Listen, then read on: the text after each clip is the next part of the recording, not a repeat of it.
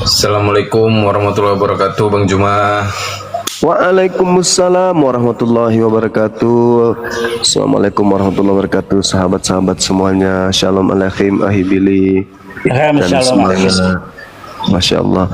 Semangat siang, saudara-saudara non muslim. Silakan dilanjut. Ya, silakan, ada Ronggit sama Jospen, ada guru Bang Juma ini, guruku ini. Silakan Jospen. Jadi gini, halo Jospen. iya gimana Pak dosen? Ada Rongit juga nih, Rongit Kristen ya, Rongit ya. Silakan dibuka mikrofonnya, Bang. Ya betul, saya Kristen.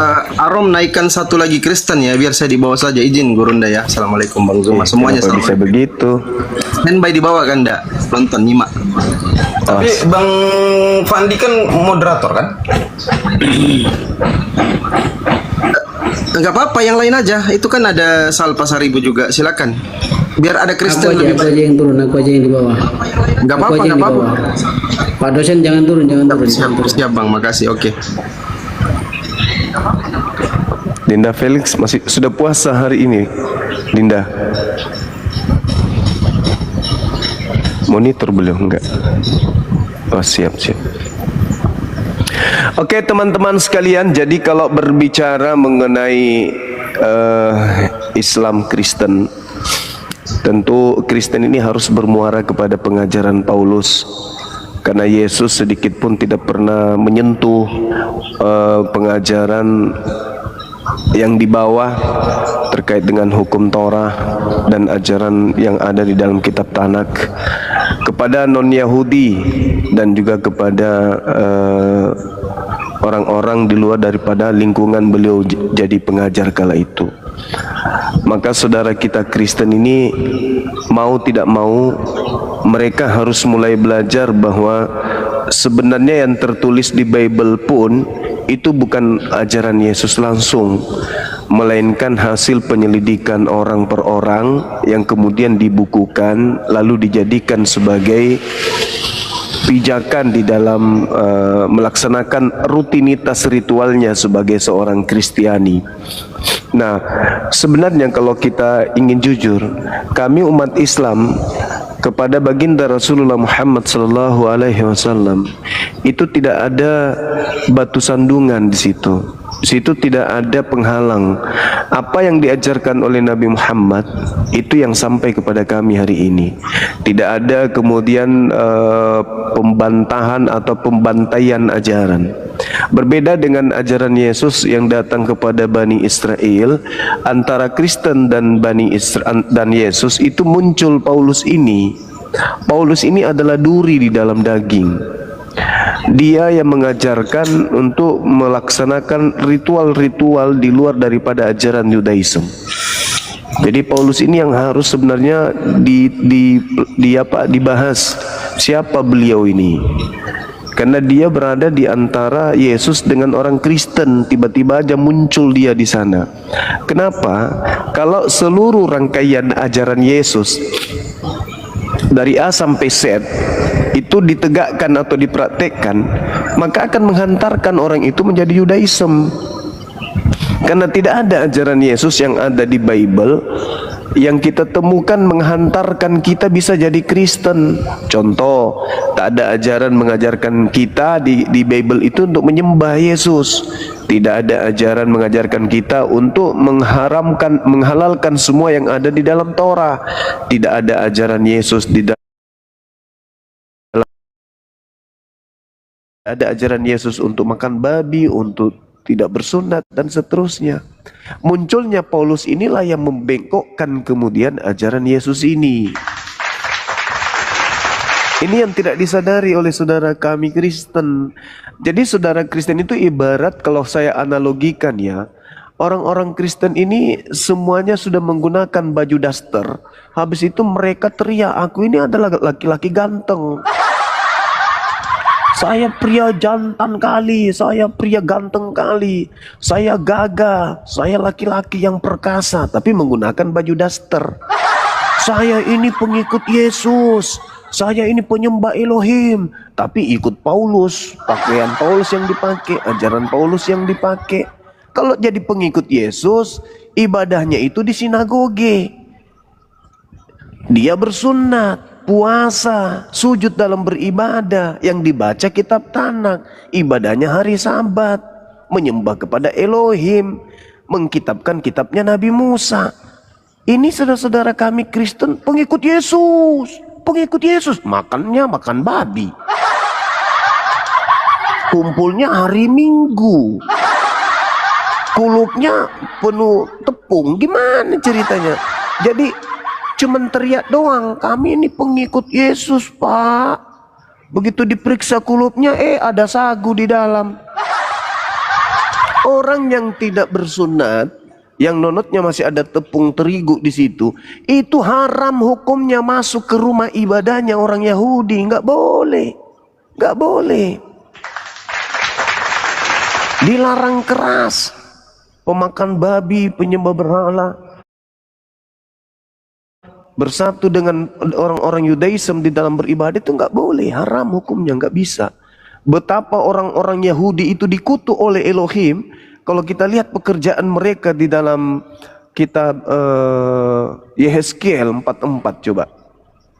Yehezkiel 44 nomor 6, nomor 7, nomor 8, nomor 9. Itu parah kali itu Tuhan marahnya di situ. Murka semurka-murkanya. Kenapa? Karena mereka segelintir orang dari mereka itu memasukkan orang-orang Yunani pemakan babi tidak bersunat ke dalam upacara orang-orang Yudaism. Maka Elohim marah, murka. Banyak kesalahanmu, banyak dosamu yang pernah kau lakukan, tetapi beda ini dosamu yang satu ini betul-betul kebangetan. Apa itu?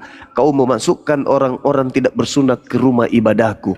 Kau memasukkan orang-orang pemakan babi, pemakan makanan yang dipersembahkan kepada berhala. Kau masukkan mereka di dalam upacara ibadahku yang kudus. Itu. Jadi emang kemana bang? Kesini aja dulu. Soalnya Bang Sumak kelamaan sih. Oh ya sudah, ya sudah. Ya sudah, silakan Anda tanggapi. Mungkin ada yang nyangkut di penjara. Halo. Silakan. Silakan. Halo Bang Junma. Ya, diam halo dulu. juga. Tidak ada di Al-Quran perintah sunat, melainkan di kitab. Saudaraku, Islam itu bang, itu memiliki dua sumber. Hanya ada kata sunat ya, ayatnya di kitab karangan saya yang dipakai Islam. Di Al-Quran tidak ada. Jangan so tahu. Ya, itu saya pastikan tidak ada. Ya, silakan aja dengan ilmu kekristenan Anda. Al-Quran menjelaskan kepada kami dengan sangat jelas bahwasanya baginda Rasulullah Muhammad SAW diperintahkan mengikuti ajaran millah Abraham. Salah satu millah Abraham itu berit millah, perjanjian sunat. Itu nggak bisa kau batalkan. Perjanjian kekal yang masih tersisa. Sabar dulu saudara-saudaraku, sabar. Perintah Allah kepada Nabi Muhammad, "Tsumma auhayna ilaika anittabi'a millata Ibrahim hanifa."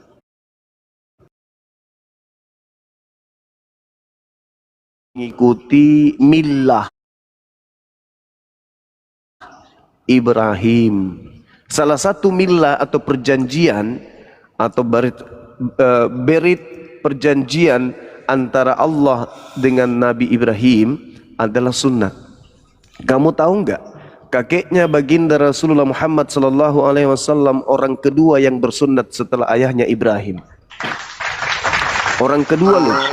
Mana datanya Muhammad disunat, Juma? Mana datanya Muhammad disunat? Orang kedua yang bersunat itu adalah Nabi Ismail. Nah, terkait dengan Nabi Muhammad SAW, karena beliau adalah keturunan Nabi Ibrahim, maka secara otomatis orang Arab itu sama seperti orang Israel. Begitu lahir mereka disunat. Karena itu adalah perjanjian kekal. Perjanjian kekal Allah dengan Nabi Ibrahim, keturunannya secara turun-temurun. Yang namanya perjanjian kekal itu sampai kiamat harus bersunat semuanya tuh. Itu yang saudara harus pahami. Nah, di dalam Al-Quran, summa auhayna ilaika anittabi'a millata Ibrahim hanifa. Wahai Nabi Muhammad, aku perintahkan kepadamu, ikutilah ajaran Ibrahim sebagai manusia yang hanif, yang lurus, tidak termasuk orang-orang musyrik. Itu perintah, saudaraku. Nah, Anda harus paham, di Islam itu ada dua hukum, ada dua sumber hukum. Apa itu? Al-Quran. Di kalian itu ada beberapa kitab sebagai sumber hukum, meskipun kalian hanya mentaati 13 kitab. Yang lainnya itu hanya aksesoris. Seperti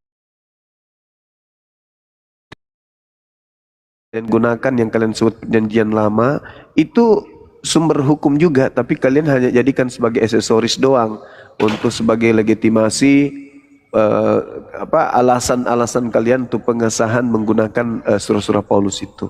Padahal antara Yesus dengan Kristen ada di tengahnya duri, yaitu Paulus. Paulus ini adalah duri yang berada di dalam tubuh pengajaran Yesus kepada kaumnya Bani Israel. Begitu kawan, silakan.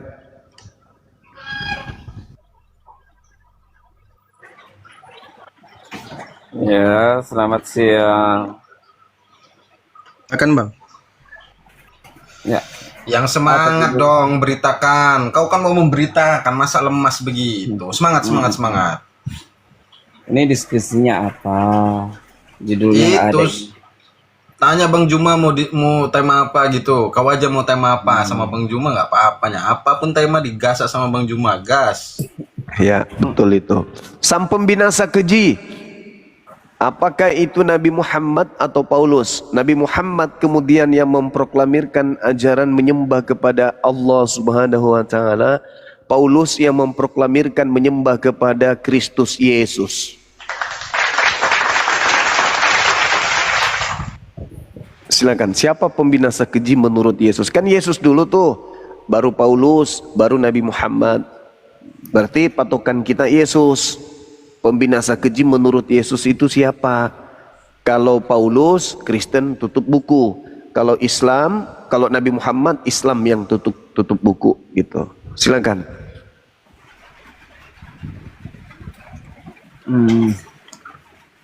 Silakan Kan Bang Paulus- Sulu, Bang Sulu kan yang pintar, silakan. Oke, baik. Jadi gini abangku, ketika Yesus itu duduk di Bukit Zaitun, murid-muridnya datang tuh kepada dia. Nasihat-nasihat Yesus diantaranya adalah, jadi apabila kamu melihat pembinasa keji berdiri di tempat kudus. Nah, pembinasa keji ini artinya dia yang membunuh manusia. Dia yang menghancurkan manusia. Dia yang menghantarkan manusia menjadi penghuni neraka. Tetapi sang pembinasa keji ini duduk sebagai orang suci. Di tempat suci dia duduk. Dia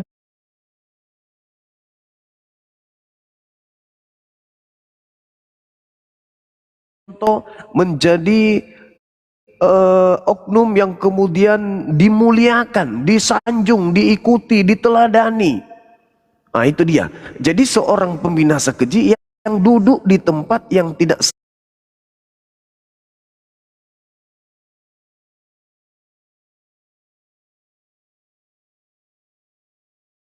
orang lain untuk tunduk kepada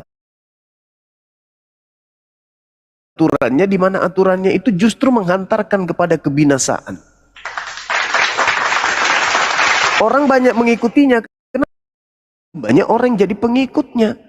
Andaikan dia duduk hanya sebagai RT, sebagai Pak RW atau Pak Lingkungan, selesai masanya dia sebagai Pak Lingkungan, ya sudah selesai, bubar. Gak ada lagi orang menganggapnya sebagai Pak RT. Tapi ini sebagai nabi. Nabi itu tidak ada berhentinya. Aku udah pensiun, bukan nabi lagi. Gak bisa. Aku bukan rasul lagi, udah pensiun. Gak boleh. Sampai dia mati, sampai dia ada di kerak neraka sekalipun, dia tetap rasul bagi pengikutnya. Dia tetap nabi bagi pengikutnya. Maka kudu wajib kita temukan siapa pembinasa keji yang duduk di tempat kudus ini. Apakah Nabi Musa? Apakah Nabi Harun? Apakah Nabi Yakub? Apakah Nabi Ibrahim? Apakah Nabi Isa, apakah Paulus, apakah Nabi Muhammad? Nah itu, makanya kita kaji itu dogma dan doktrin. Saya yakin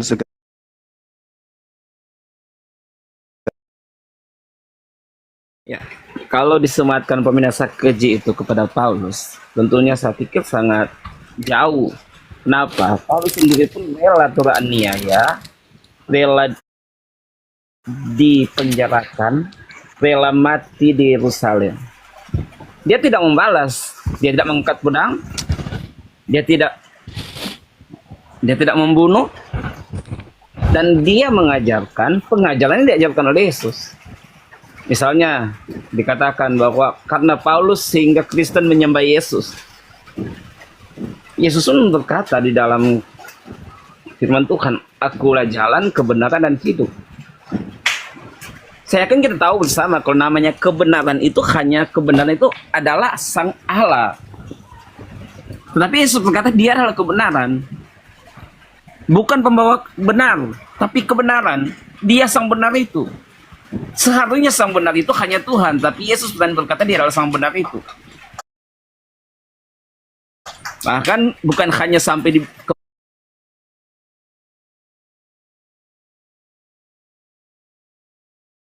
Sang hidup, dan tidak ada Sang hidup lain, hanya Yesus, karena menyatakan bahwa dia satu dengan Bapa. Yohanes 10:30. Jadi dalam penjelasan menyembah kepada Tuhan, karena Paulus tahu bahwa Yesus adalah kebenaran. Waalaikumsalam. Paulus adalah Sang hidup itu. Bukan Paulus, maksud saya, Yesus adalah kebenaran, Yesus adalah Sang hidup itu. Sehingga Paulus mengetahui bahwa Yesus adalah kebenaran dan Sang hidup itu. Jadi pada saat dikatakan Sang durhaka itu, ya mereka yang mengangkat pedang, membunuh. Paulus tidak melakukan itu. Paulus rela teraniaya karena Injil Kristus. Dia mati dengan secara manusia dengan kehinaan. Tapi dia sadar bahwa pada saat yang Kristus dia akan mendapat kemuliaan yang dijanjikan. Karena Yesus berkata, akulah jalan, kebenaran, dan hidup. Bahkan dia katakan, akulah memberi hidup dan memberikan hidup yang kekal. Itu pernyataan Yesus.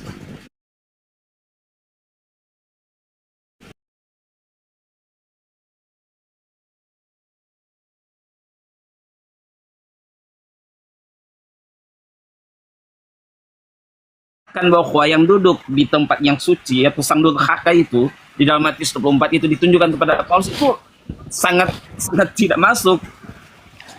Tuduhan kepada siapa saya tidak mau menuduh, tetapi kalau sesuai dengan kitab suci ya silakan dikaji sendiri tentang hal itu. Gitu aja Bang. Oke, baik.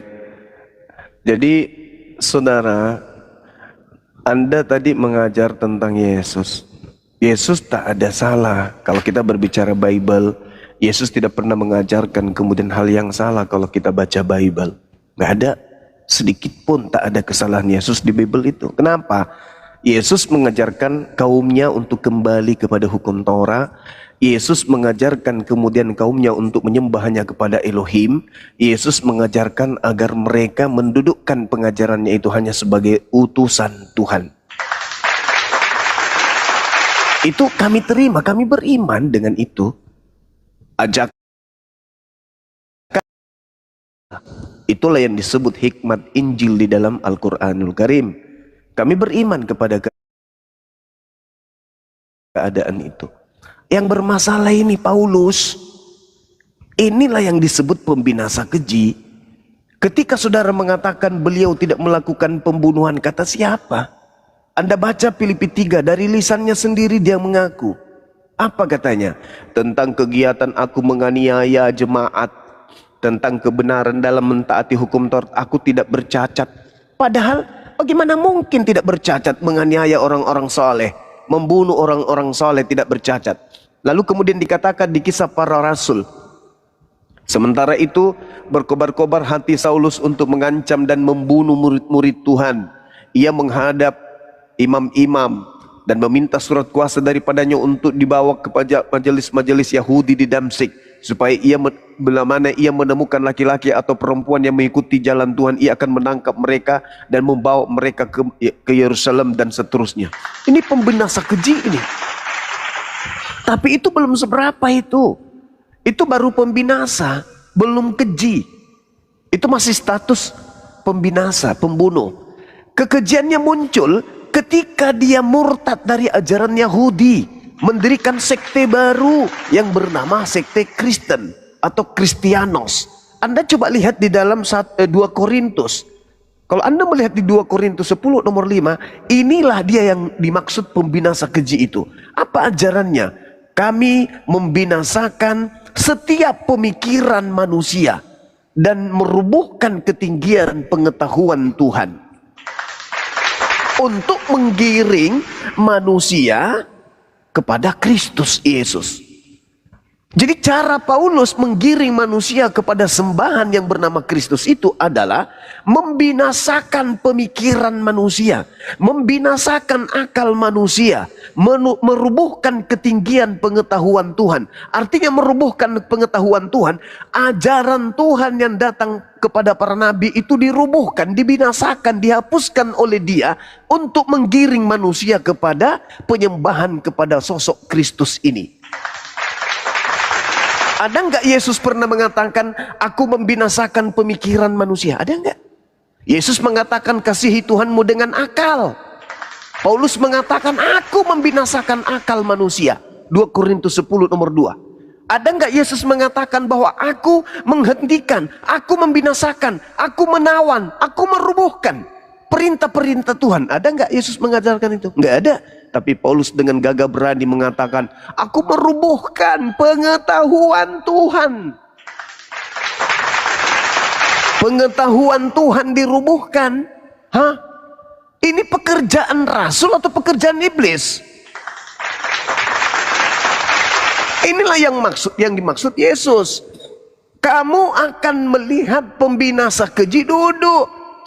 Sejadi-jadinya dia menjadi rasul.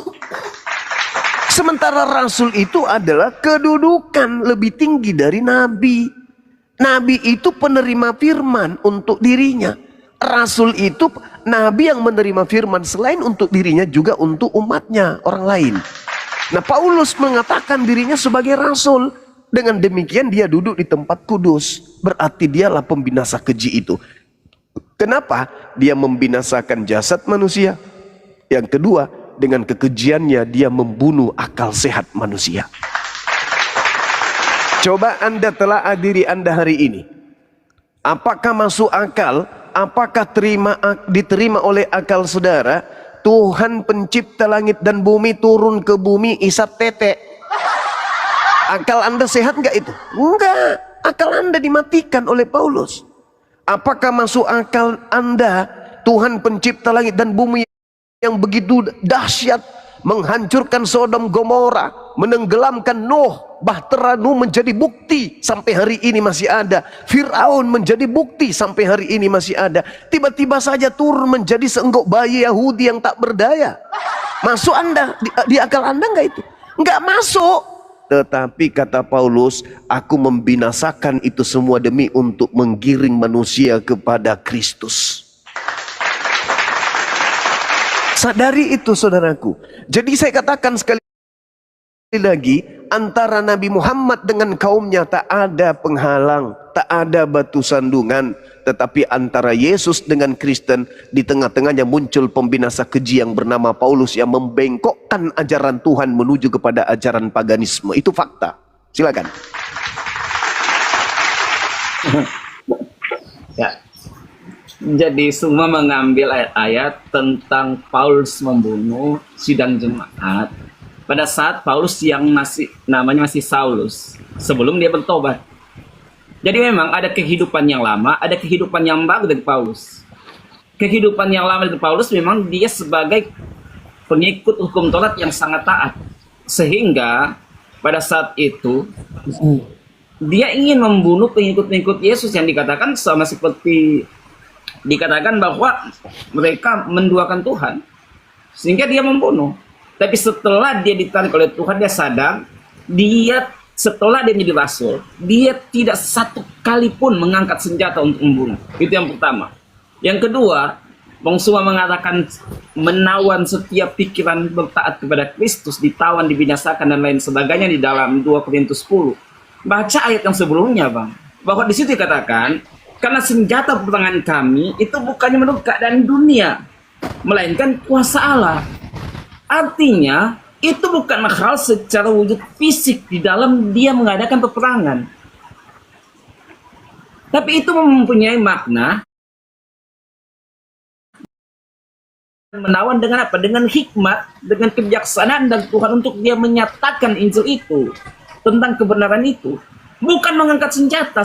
Coba abang baca di dalam sejarahnya kehidupan dari Rasul Paulus, di mana dia mengangkat senjata setelah dia menjadi rasul. Tidak ada. Tidak akan pernah abang temukan, karena itu memang tidak ada. Kecuali sebelum dia menjadi rasul, namanya masih Saulus. Setelah dia bertobat, sedangkan mereka membunuh dia sekalipun, ketahuan walaupun dia tidak salah, dia tidak melawan, dia ditampar, dia ditempeleng, dia dipenjarakan, dia tidak melawan mereka, dia tidak menggunakan kekuasaannya sebagai warga negara Roma pada waktu itu. Jangan mengangkat ayat-ayat yang tentang kejadian hidupnya yang lama. Dia menceritakan tentang hidup yang lama dan hidup yang baru di dalam Tuhan itu diceritakan. Suci. Masa mengangkat Paulus sebagai pembunuh pada saat dia masih seorang Saulus pengikut hukum Taurat pada masa itu. Angkatlah kehidupannya setelah dia menjadi rasul. Bang Suma bisa angkat, selidik di mana bahwa dia pembunuh minasakan tentang menyembah kepada Tuhan. Ya, dalam iman kekristenan kami meyakini bahwa Tuhan kami itu dia menyatakan dirinya menjadi manusia. Apa salahnya dengan keadaan menjadi manusia? Dia lahir dari perempuan yang suci. Memangnya kalau kita katakan sebagai manusia,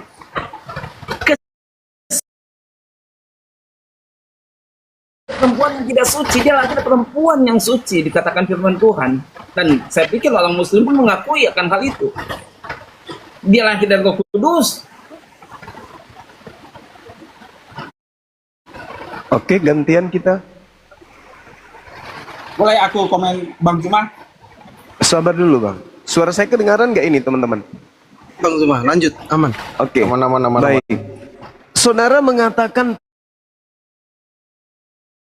Paulus bertaubat. Justru itulah bukti kalau dia yang menggenapi daripada pembinasa keji itu. Karena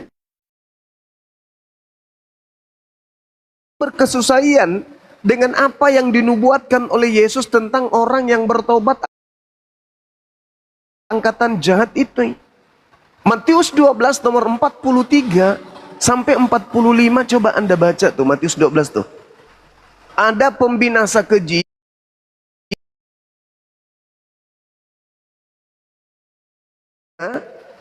iblis ini keluar mencari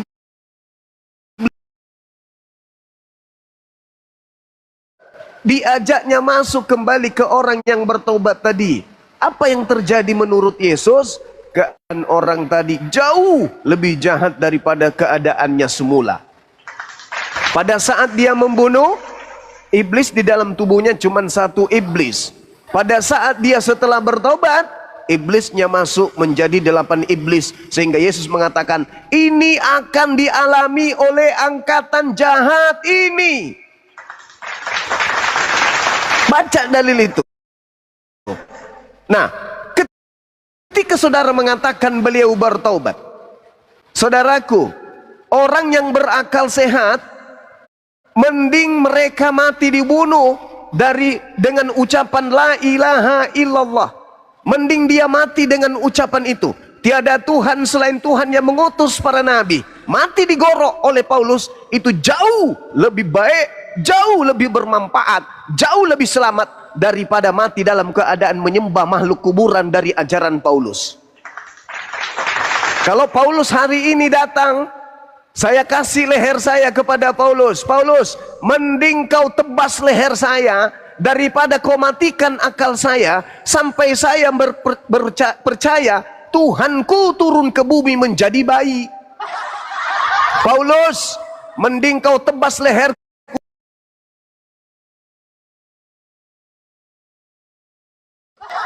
Paulus, mending kau bunuh saya saat sekarang dengan kalimat la ilaha illallah, daripada kau sihir saya, kau sesatkan saya, kau ajarkan doktrin dan dogma pencipta langit dan bumi turun menjadi bayi netek sama ibunya. Adalah lebih baik kau binasakan tubuh saya daripada kau binasakan saya kekal di dalam api neraka jahanam. Apakah Anda tidak sadar apa yang Anda bela, apa yang Anda perjuangkan dengan embel-embel Tuhan turun ke bumi jadi manusia, nebus dosa manusia untuk kemudian menyelamatkan orang-orang berdosa? Apakah Anda tidak sadar itulah akibat daripada pembinaan?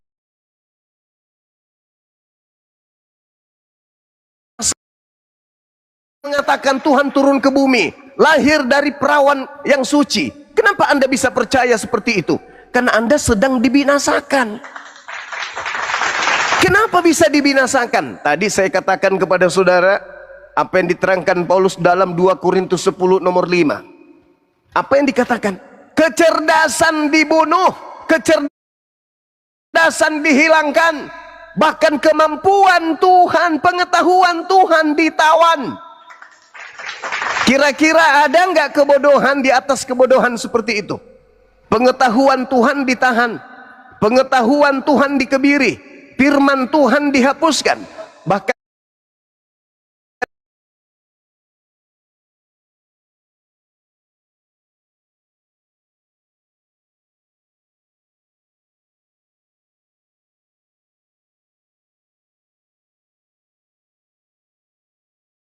pengetahuan, kecerdasan manusia. Untuk apa kau matikan akal manusia, wahai Paulus? Supaya aku mampu menggiring mereka kepada Kristus Yesus. Inilah yang kalian alami sekarang.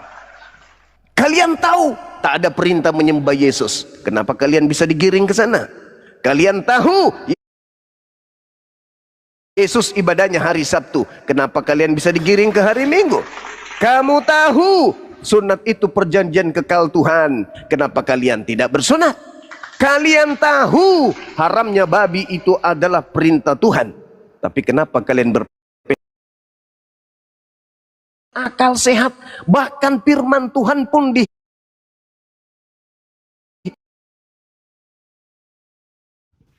Boleh aku komen Bang Juma? Ya. Jadi, saudaraku, saya katakan kepada sedikit lagi. Saya katakan kepada saudara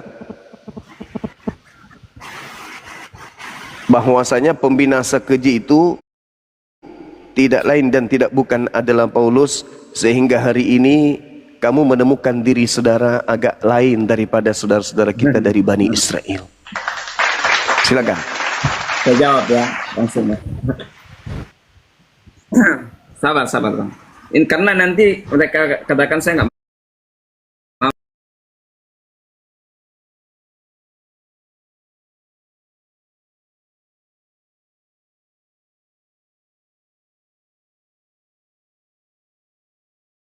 dalam firman Tuhan.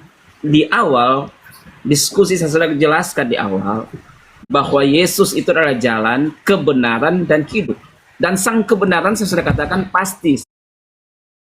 Sang kebenaran dalam iman abang pun itu sang kebenaran hanya Allah. Sang hidup itu hanya Allah di dalam pandangan iman abang. Dan Yesus mengakui bahwa dialah sang hidup dan sang kebenaran, bahkan sang hidup itu. Yang kedua, hal-hal yang menyatakan tentang ketuhanan Yesus. Yesus berkata, malaikat itu adalah miliknya. Yang ketiga, bahwa dia berkata, dia berkuasa mengampuni. Yang keempat, dia berkata bahwa segala kuasa baik di langit dan di bumi adalah miliknya. Yang kelima, dia berkata bahwa ada kemuliaan ada pada Yesus. Yang keenam, bahwa dia katakan bahwa dia adalah jalan kebenaran. Akulah kebangkitan dan hidup. Dia adalah kebangkitan hidup. Bahkan dikatakan lagi yang keberapa tadi, bahwa dia akan menyediakan tempat di surga. Bahkan dia akan membawa setiap ikutnya untuk masuk ke surga. Dan dikatakan bahwa dia adalah awal dan yang akhir. Kalau awalnya akhir itu bicara tentang kekuasaan keilahian. Jadi pernyataan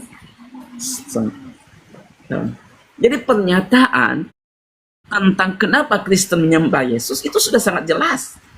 Penyembahan yang dikerjakan baik oleh orang buta yang disembuhkan oleh Yesus, baik oleh Thomas, baik oleh Filipus, itu tidak ditolak oleh Yesus. Penyembahan rasul-rasul, penyembahan orang yang disembuhkan oleh Yesus, itu tidak ditolak oleh Yesus. Tapi memang pada saat itu ada batasan-batasannya untuk menyatakan tentang keilahian Yesus. Orang Yahudi tahu pada saat dia berkata sebelum Abraham ada, aku sudah ada. Itu penghujatan di pandangan Yahudi. Pada saat dia berkata aku dan Bapa satu di Yohanes 30, mereka melontari dia dengan batu. Sehingga mereka berkata bukan karena perbuatan baik kami mau lontari engkau dengan batu, tapi karena engkau seorang manusia menyamakan dirimu dengan Allah. Jadi banyak hal yang menyatakan bahwa Yesus itu Allah yang menjadi manusia. Keterangannya dalam Yohanes 1, firman menjadi manusia. Kalau akal abang tidak nyampe, tidak mau menerimanya, itu hak abang. Tapi dalam penjelasan kitab suci kami sangat jelas dan sangat lengkap menjelaskan tentang kebenaran itu. Dan itu tidak bisa dibantah. Bang Suma nggak mampu bantah. Bang Suma akan lari kemana-mana dengan ayat yang Bang Suma angkat. Bahkan Bang Suma kembali mengatakan di dalam 2 Korintus 10. Saya buka ayatnya ini. Ayatnya. 2 Korintus 10 ayat 10. Ini ayatnya. Bahwa karena senjata peperangan kami itu bukannya menurut keadaan dunia. Jadi bukan senjata dunia yang dimaksud. Bukan senjata menurut keadaan dunia. Melainkan kuasa Allah akan merobohkan kota yang teguh-teguh. Ini bukan bicara tentang peperangan dengan senjata-senjata. Menjatuhkan segala bicara orang dan segala perkara yang melawan ma'rifat Allah. Jadi menjatuhkan bicara yang melawan ma'rifat, bukan menjatuhkan ma'rifat atau kepandaian Allah. Semua keliru memutarbalikkan ayat-ayat ini. Dan kami menawan tiap-tiap pikiran bertaat kepada Kristus. Dengan apa? Dengan kuasa Allah, bukan dengan peperangan dan senjata. Jangan membelokkan pengertian kitab suci kami, Bang. Ini ayatnya jelas. Bukan pengertian secara dalam pengertian Bang Suma bahwa itu perangan, itu pembunuhan karakter, itu pembunuhan pikiran. Tidak demikian. Tapi ada maksud-maksud yang mungkin Bang Suma sudah ngerti, tapi Bang Suma belokkan artinya. Ini karena senjata perangan kami bukannya menurut keadaan dunia. Udah jelas itu, nggak usah diulang lagi. Ya itu aja, makasih. Oke, baik. Saudara, sekali lagi, jangan kamu menyanjung Yesus di hadapanku. Yesus itu sudah betul. Kesaksian Yesus, dia ini mengajak Bani Israel menyembah kepada Elohim. Kesaksiannya dia hanya rasul.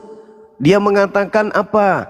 Jikalau aku bersaksi tentang diriku sendiri, kesaksianku itu tidaklah betul. Bapakku yang mengutus aku, yang bersaksi tentang aku. Kamu tidak pernah melihatnya, suaranya pun tak pernah kau dengar.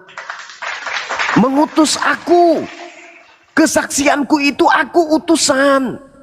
Jadi saudara berupaya dia Tuhan, dia Tuhan, dia Tuhan. Itu karena apa? Karena akal saudara sudah dibinasakan oleh Paulus. Kalau Anda mengatakan hidup kekal yang ditawarkan oleh Yesus, Anda baca Matius 19, orang-orang sesama dengannya bertanya, Guru, apa yang harus kami kerjakan supaya kami memperoleh hidup kekal? Apa kata Yesus? Lakukan segala perintah Elohim. Ada perintah Elohim menyembah Yesus rupanya. Hah? Ada perintah Yesus supaya kita merasulkan Paulus rupanya. Perintah Bapa untuk merasulkan Paulus. Ada gitu kitab Tanak bercerita Paulus. Ada ketika itu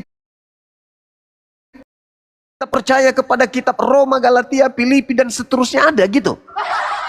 Saudaraku, Yesus hanya menjadikan ajaran Musa. Kata beliau, aku tidak berkata-kata dari diriku sendiri, Apa yang aku katakan adalah apa yang diperintahkan Bapa untuk aku katakan dan aku sampaikan. Selesai. Mukjizat yang aku lakukan adalah mukjizat yang telah mengutus aku. Selesai. Jadi mulai Yesus lahir sampai Yesus terang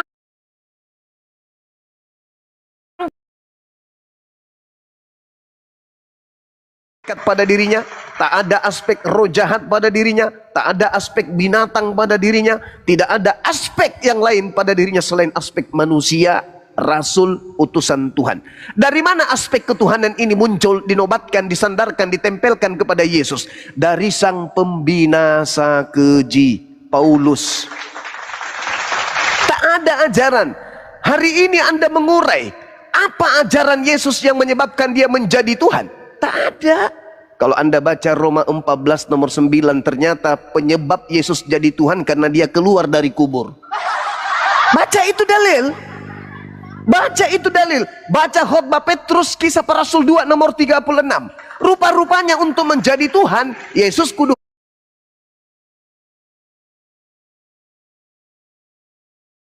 keluar dari kubur dulu. Ini ajaran siapa? Ajaran sang pembinasa keji. Gampang kok untuk paham itu. Sederhana kok untuk memahami itu. Jadi ketika saudara membawa pengajaran Yesus, tak ada secuil pun, satu butir debu pun yang bisa menjadikan Yesus manusia ini menjadi Tuhan. Tak ada. Tak ada. Apa? Jalan di atas air, dia berjalan sebagai manusia. Membangkitkan orang mati, dia membangkitkan sebagai manusia. Apalagi? Dia berkata-kata, dosamu telah kuampuni. Dia berkata-kata sebagai manusia. Lalu apa yang bukan manusia pada Yesus? Tak ada. Yang bukan manusia pada Yesus hanyalah doktrin, dogma sang pembinasa keji yang mematikan akal sehat. Anda kemudian memprotes pernyataan-pernyataan dalil yang saya bacakan. Anda melakukan pendekatan bahasa Indonesia. Saya melakukan pendekatan original teksnya. Kenapa? Paulus ketika menulis surat, dia menulis surat kepada orang-orang yang menggunakan bahasa Yunani, bukan menggunakan bahasa Indonesia. Berarti untuk menggali rasa bahasa yang digunakan Paulus, kudu harus masuk ke original teks daripada data tersebut. Kalau Anda melihat dari 1 Korintus 1 nomor 19, itu Paulus sedang mencoba untuk mengutip Yesaya 29 nomor 14. Tapi sayangnya Paulus ketika andai saja dia berhadapan denganku, aku akan mengatakan kepada Paulus, bro, abangku Paulus, ente salah kutip dalil. 1 Korintus 1:19, karena tertulis, aku akan menghilangkan apa? Kecerdasan. Kecerdasan siapa? Orang-orang terpelajar. Dan kemampuan berpikir cerdas akan kulenyapkan. Dia mengutip Yesaya 29 nomor 14, tapi salah kutip. Berpura-pura sembunyi di balik kitab Yesaya, padahal itu doktrin dia sendiri.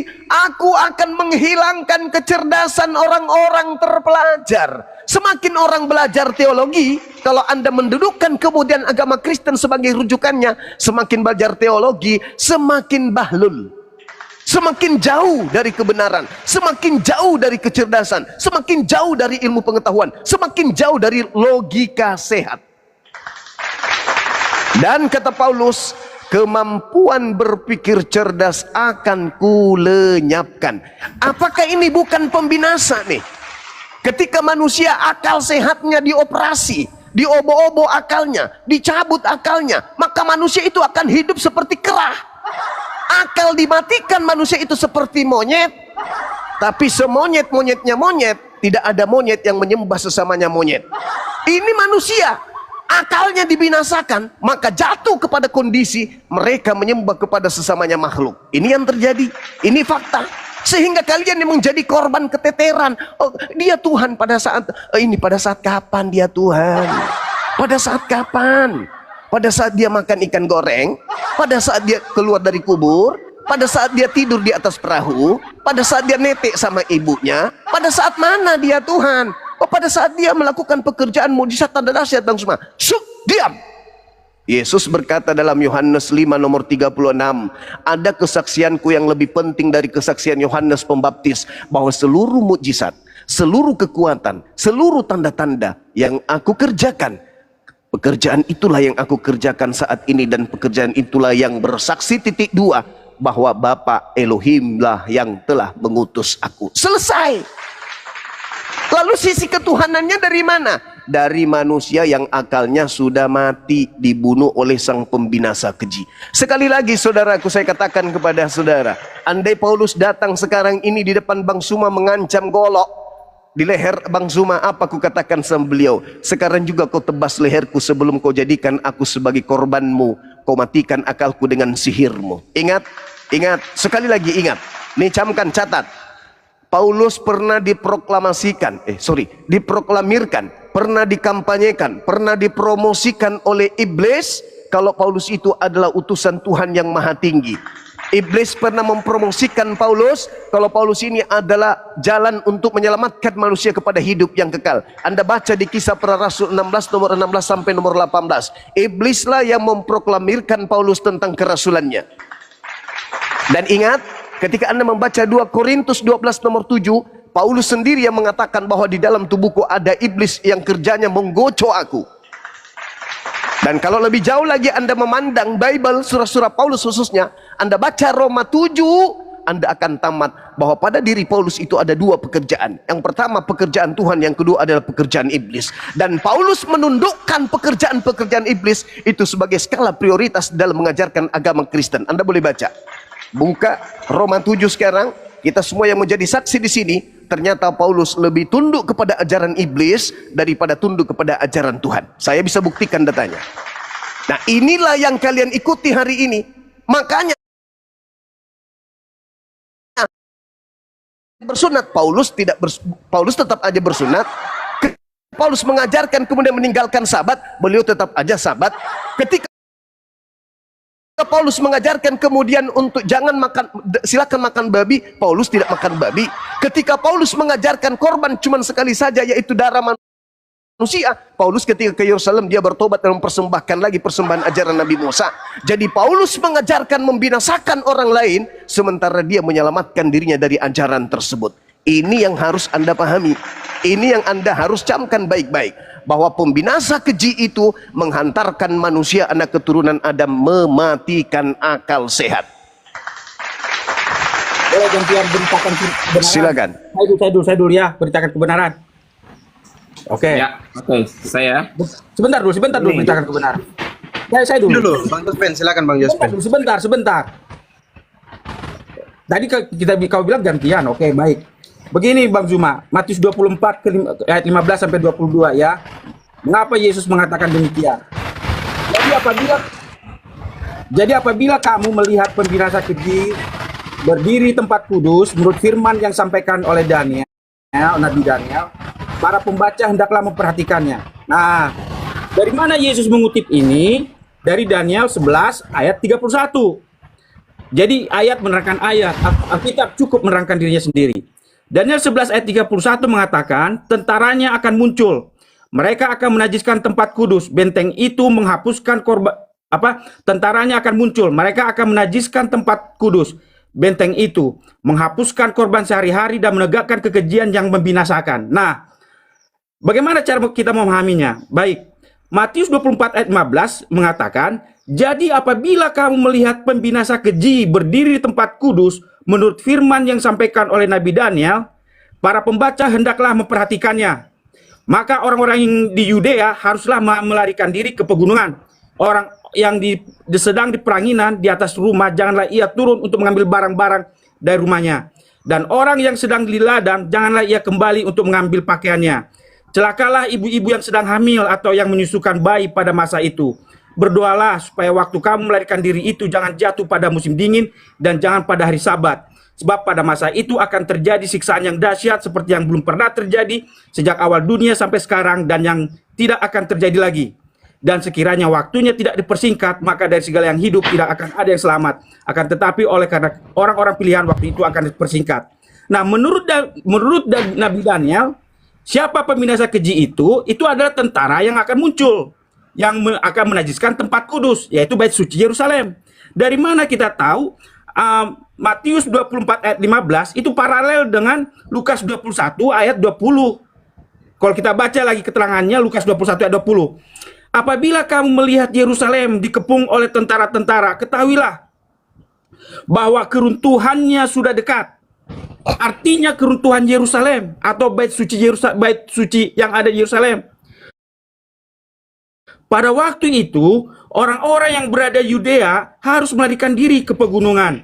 Dan orang-orang yang berada di dalam kota harus mengungsi. Dan orang-orang yang berada di pedusunan jangan masuk lagi ke dalam kota. Sebab itulah masa pembalasan, di mana akan genap semua yang tertulis. Celakalah ibu-ibu yang sedang hamil atau yang menyusukan bayi pada masa itu. Sebab akan datang kesesakan yang dahsyat atas seluruh negeri dan murka atas bangsa itu. Dan mereka akan tewas oleh mata pedang dan dibawa sebagai tawanan ke segala bangsa. Dan Yerusalem akan diinjak-injak oleh bangsa-bangsa yang tidak mengenal Allah sampai genaplah zaman bangsa-bangsa itu. Nah, ini tergenapi ketika pada tahun 70 Jenderal Titus mengepung kota Yerusalem.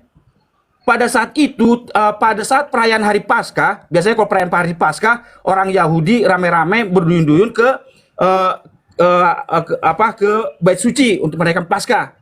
Nah, kemudian sebelum pengepungan Jenderal Titus, ada Jenderal Flavius tahun 67-an. Dia mengepung Yerusalem, kemudian tiba-tiba dia mundur. Nah, orang Yahudi merasa mundurnya Jenderal Flavius ini suatu kemenangan bagi mereka. Tangan Tuhan. Nah, ketika orang Kristen melihat bahwa Yerusalem sudah dikepung oleh Jenderal Flavius, kemudian tiba-tiba mundur, mereka teringat akan Matius 24 ayat 15 ini. Akhirnya mereka lari. Mereka lari ke pegunungan Pela, ke seberang sungai Yordan. Nah, jadi orang Kristen lari. Kemudian tiba-tiba tahun 70 dikepung lagi lah ini pada saat perayaan Paskah. Pada saat perayaan Paskah itu rame kota Yerusalem dari seluruh penjuru Israel karena merayakan Paskah ya. Nah, Lukas tahun itu gimana sih? Gimana? Sebentar Yosef, sebentar. Gantian kita. Kau bantah setelah saya terangkan. Nanti. Nah, kemudian datang Jenderal Titus karena orang Yahudi yang di Yerusalem itu tidak mau menyerah, akhirnya dibantai habislah mereka. Apa yang terjadi? Kota Yerusalem akhirnya Bait Suci Yerusalem akhirnya dirubuhkan. Itulah penggenapan dari Matius 24 ayat 2. Matius 24 ayat 2 mengatakan begini. Ia berkata kepada mereka, kamu melihat semuanya itu? Aku berkata kepadamu, sesungguhnya tidak satu batu pun di sini akan dibiarkan terletak di atas batu yang lain. Semuanya akan diruntuhkan. Nah, makanya dalam Matius 23 ayat 38, Tuhan Yesus mengatakan, lihatlah, rumahmu ini akan ditinggalkan dan menjadi sunyi. Padahal di Matius 21, dua pasal sebelumnya, Yesus mengatakan dan berkata kepada mereka, ada tertulis rumahku akan disebut rumah doa. Tetapi, jadi Yesus mengatakan bait suci yang di sana itu adalah rumahku. Tetapi di Matius 23 dikatakan rumahmu akan ditinggalkan menjadi sunyi. Nah, itulah makanya tahun 70 sampai pada hari ini digenapi. Tidak ada satu batu pun bertumbuk tertindih di atas bait suci Yerusalem. Kemudian di Matius 24 ayat 24 mengatakan begini. Sebentar. Di Matius 24 ayat 24 mengatakan begini. Dan mereka akan tewas oleh mata pedang dan dibawa sebagai tawanan ke segala bangsa. Sejak itu orang Yahudi menjadi diaspora dan Yerusalem akan diinjak-injak oleh bangsa-bangsa yang tidak mengenal Allah sampai genaplah zaman bangsa-bangsa itu. Dan kita lihat partapakan atau tanah tempat pendirian bekas lahan pendirian Bait Suci Salomo didirikan di atas yang lain. Itulah makanya tergenapi itu semua. Terima kasih Bang Zuma. Tuhan Yesus memberkatimu. Silakan Joseph. Kau bilang tadi mereka teringat akan kitab Matius. Belum ada kitab Matiusnya. Orang 85. Lanjut Aki Zuma. Baik.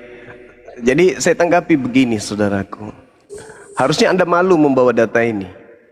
Karena data ini sampai hari ini 2026. Kelompok yang kemudian di luar pengajaran penyembahan terhadap ilah Abraham, ilah Ismail, ilah Ishak itu hanya Kristen. Yang mengobok-ngobok kota Yerusalem Palestina itu yang menginjakkan kaki di luar daripada Bani Yismail dan Bani Ishak itu Kristen. Tak ada Hindu, tak ada Buddha. Harusnya Anda malu. Ini kita masuk dalam data yang saudara bawa di Lukas 21. Anda baca nomor 8-nya dulu dong. Apa kata Yesus? Ketika murid-muridnya bertanya, Guru, bila manakah itu terjadi? Kapan itu terjadi? Yesus mengatakan apa? Waspadalah supaya kamu jangan disesatkan, sebab banyak orang akan datang dengan memakai namaku dan berkata, akulah dia. Saatnya sudah dekat, jangan kamu mengikuti mereka. Jangan kamu mengikuti mereka. Ini Yesus berbicara tentang pembinasa keji. Baca nomor 12-nya. Tetapi sebelum semuanya itu, kamu akan ditangkap dulu. Kamu akan dianiaya dulu.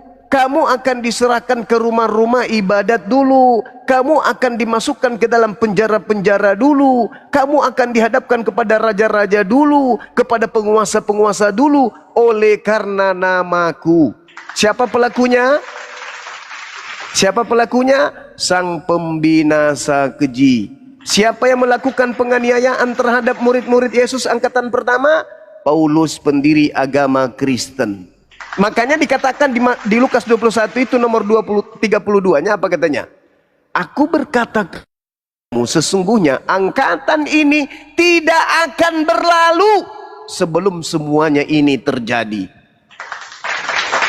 Berarti pembinasa keji itu hadir di situ. Tidak berlalu sebelum pembinasa keji itu hadir. Siapa yang hadir di sana? Antara Yesus dengan Kristen. Paulus. Tak ada yang lain. Maka Kristen ini adalah buah dari ajaran Paulus sang pembinasa keji. Itu nggak bisa Anda bantah. Semakin Anda mengulik-ulik data-data yang ada di Bible, semakin Anda dihantarkan kepada keadaan bahwa buah dari penyesatan nabi palsu itu adalah bernama Kristen. Itu fakta, itu real. Bagaimana mungkin manusia bisa sampai kepada Tuhan kalau akal dimatikan? Bagaimana mungkin orang bisa sampai kepada Tuhan kalau firman Tuhan itu kemudian dihapuskan? Bagaimana mungkin orang bisa sampai kepada keselamatan kekal kalau firman Tuhan dihapus dan surat-surat kepompong yang dijadikan sebagai pijakan? Sekali lagi saya katakan kepada saudara, Paulus salah kutip di dalam Yesaya 29 nomor 14. Karena ada tertulis, aku akan menghilangkan kecerdasan orang-orang terpelajar dan kemampuan berfikir cerdas akan kulenyapkan. Itu pengakuan siapa? Pengakuan Paulus.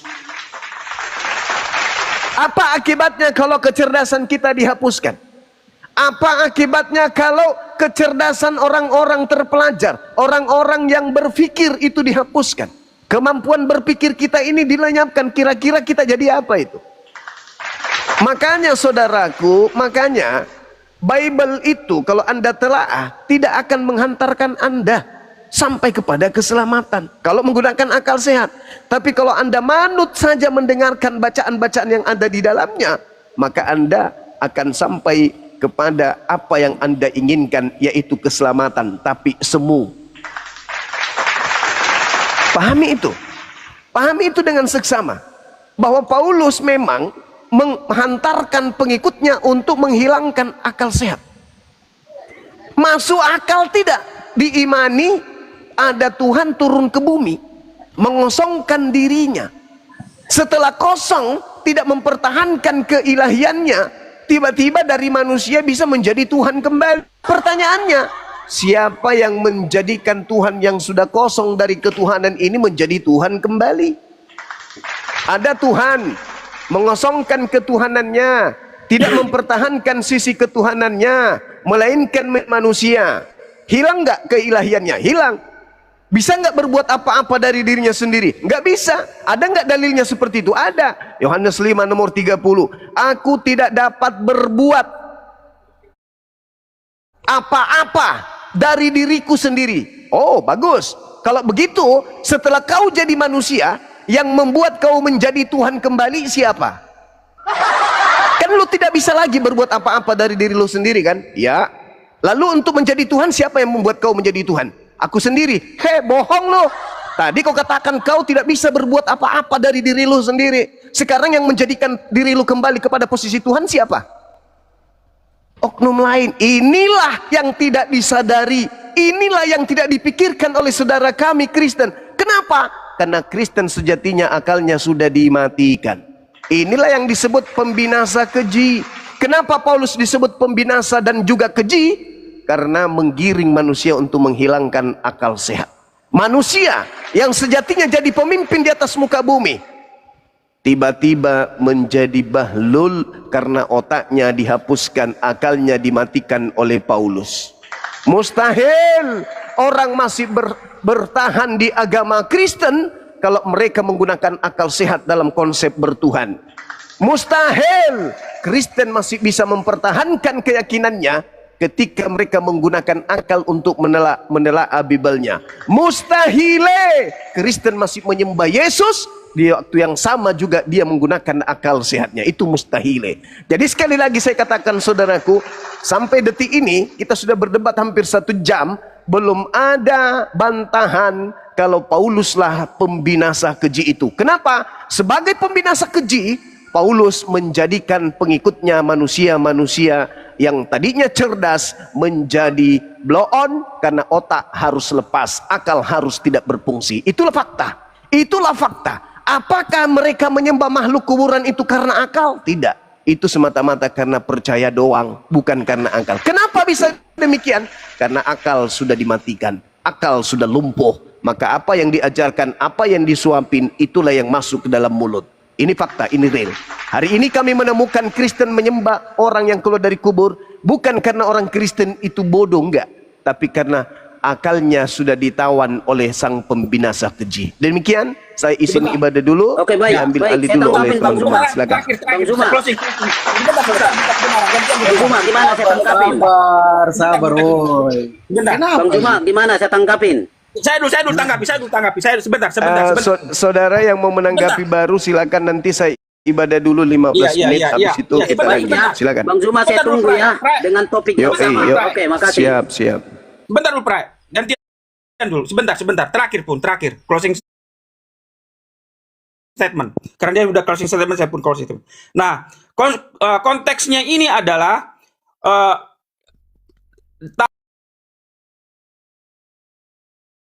atau panji-panji dewa mereka, penyembahan berhala mereka ditaklukkan dengan simbol-simbol berhala mereka di sekitar area Yerusalem atau Bait Suci Tuhan. Nah, mengapa Yesus menggunakan ini ketika murid-murid bertanya dalam Matius 24 ayat 1? Saya baca dulu ya. Sesudah itu Yesus keluar dari Bait Allah lalu pergi, maka datanglah murid-muridnya dan menunjuk kepada bangunan-bangunan Bait Allah. Ia berkata kepada mereka, kamu melihat semuanya itu? Aku berkata kepadamu, sesungguhnya tidak satu batu pun di sini akan dibiarkan terletak di atas batu yang lain. Semuanya akan diruntuhkan. Ketika Yesus duduk di atas bukit Zaitun, datanglah murid-muridnya kepadanya untuk bercakap-cakap sendirian dengan dia. Kata mereka, katakanlah kepada kami, kapan itu akan terjadi? Dan apakah tanda kedatanganmu dan tanda kesudahan dunia? Jadi, dari Matius 24 ayat 3 ini ada 2 pertanyaan murid-murid kepada Yesus. Yang pertama, kapan keruntuhan Yerusalem itu akan terjadi? Karena Yesus mengatakan semuanya akan diruntuhkan di ayat 2.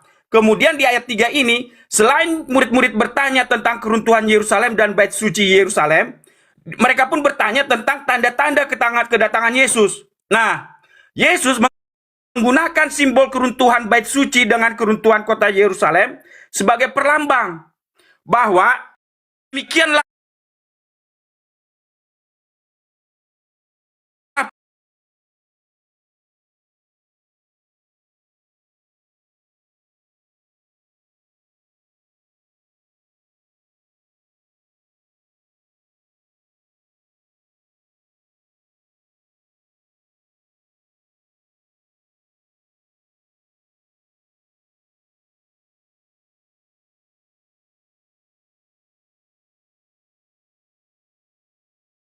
dunia menjadi kesaksian bagi semua bangsa. Sesudah itu barulah tiba kesudahannya.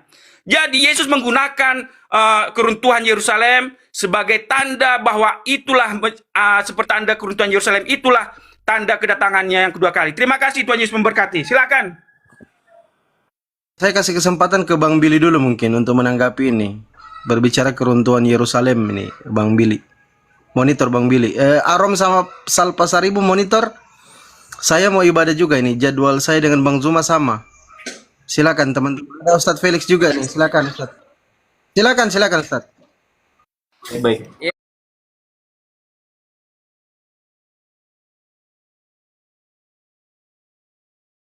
Ya, akal manusia yang menuhankan sesama manusia itu sudah dimatikan oleh sang pemati akal. Nah, itu dia validasi dalam Al-Quran bahwa sesungguhnya orang-orang kafir itu hatinya tidak berfungsi, maka secara otomatis akal tidak bisa berfungsi.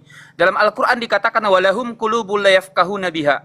Orang kafir itu sama deh seperti kalian memiliki hati, tapi hati mereka mati, maka secara otomatis akal mereka tidak bisa berfungsi. Nah, bukti bahwa hati atau akal orang kafir itu tidak bisa berfungsi, biasanya nih, orang yang bangkit dari kubur itu ditakuti sama masyarakat awam. Nah, ini orang Kristen, orang kafir, orang yang bangkit dari kubur justru dituhankan. Nah, ini yang perlu Anda tanggapi. Tanggapi dulu narasi dari Bang Zuma yang sangat krusial ini adalah akal kalian dimatikan oleh sang pemati akal. Nggak tahu siapa namanya, wallahualam siapa dia. Tapi tentunya Anda tahu siapa yang mematikan akal Anda, siapa yang mengatakan bahwasanya oleh sebab itu Kristus mati agar ia menjadi Tuhan dalam Roma 14 pasal 9. Silahkan itu yang Anda tanggapi, teman-teman. Berhubung karena teman-teman kita ada yang sholat, Bang Zuma, Bang dosen sholat, ya silahkan Anda tanggapi, nanti saya tanggapi kalau memang mereka sudah memang sholat dulu. Silahkan teman-teman Kristen.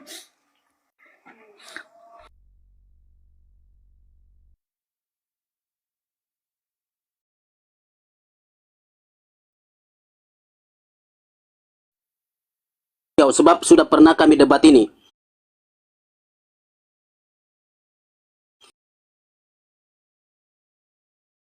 Telah mati oleh dia yang bisa mematikan akal.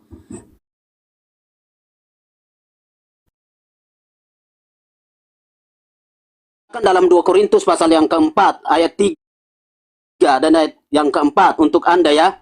Jika Injil yang kami beritakan masih tertutup juga, maka ia tertutup untuk mereka yang akan binasa, yaitu orang-orang yang tidak percaya, yang pikirannya telah dibutakan oleh ilah zaman.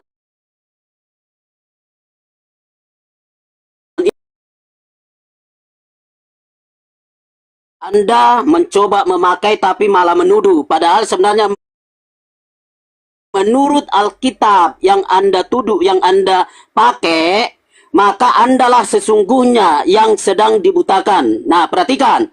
Saya, Kristen, Bible bertanggung jawab dengan semua narasi teks. Semua di dalam kitab-kitab PB sudah diafirmasi.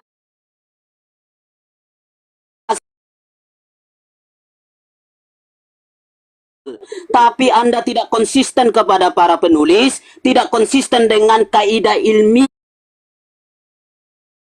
dalam penarasian, ya, bahwa Matius, Markus, Lukas, Yohanes, lalu ada kisah para rasul, lalu para rasul dan termasuk Paulus ada di kisah para rasul. Bang, itu linear semua. Bang, saya potong dulu, Bang. Sebentar. Izin saya potong dulu. 1 menit lagi. Sabar, itu linear semua. Artinya sabar. bahwa mereka konsisten dalam satu berita, konsisten dalam satu Injil, konsisten dalam satu pribadi. Tapi Anda mencoba mengarang-ngarang. Saya katakan Anda yang buta. Oke, itu dulu, makasih. Sabar. Ya, yang Anda harus tanggapi di sini, saudara Kristen, narasi daripada Bang Zuma tadi, bahwasanya akal Anda dimatikan. Kenapa saya katakan akal dimatikan? Karena Anda menyembah manusia yang bangkit dari kubur. Nah, sementara manusia yang bangkit daripada kubur itu, tidak ada satupun penjelasan daripada Elohim, bahkan dia sendiri bahwa dia adalah Tuhan. Nah, ini yang Anda harus tanggapi sebagaimana dalam Roma 14 pasal 9 tadi. Oleh sebab itu Kristus mati agar ia menjadi Tuhan. Ini yang Anda harus tanggapi. Jangan kemana-mana, kita fokus supaya penonton bisa mendapatkan edukasi daripada diskusi kita.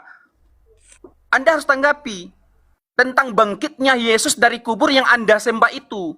di mana referensi, ya, di mana akal pikiran Anda sehingga Anda menyembah manusia yang bangkit dari kubur. Makanya kami katakan akal Anda Baik. dalam 1 Korintus 4 sabar. Dalam 1 Korintus 14 nomor 6, Yesus dibangkitkan dari kematian. Kemudian di data yang lain, Yesus menyembah mati.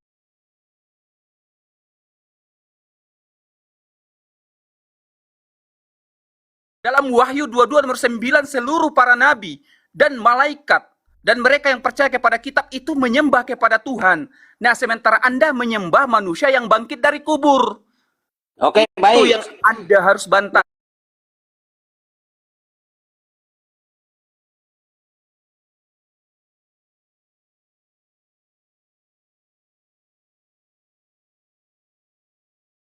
Ini, Anda sedang menuduh bahwa kekristenan itu sedang buta akal. Entahkah karena kamu comot-comot ayat atau kamu membeo dari Juma.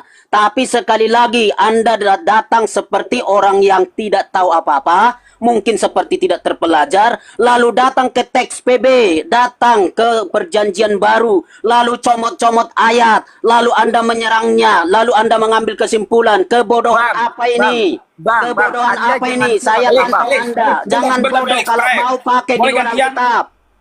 Sebab terlalu banyak ayat kitab mengatakan itu linier. Gantian dulu.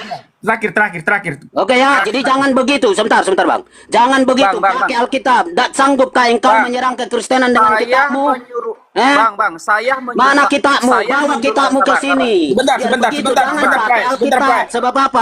Alkitab itu satu pengarang. Itu dari Allah melalui para penulis. Itu satu tema. Ngerti enggak? Sebentar, Prai. Oke, thank you. Bang. Sabar dulu, Bang Yosef. Felix, boleh saya Sabar ganti? dulu, teman-teman Kristen. Sabar. Saya menyuruh Anda untuk membantah narasi saya dengan data, bukan curhat, Pak. Saya memberikan kesempatan kepada Kristen, kepada Anda Kristen-Kristen yang ada di sini, membantah narasi saya dengan menggunakan data. Dan saya tidak comot-comot dan saya tidak menuduh. Buktikan data bahwa kekristenan itu palsu. Buktikan dari Alkitab.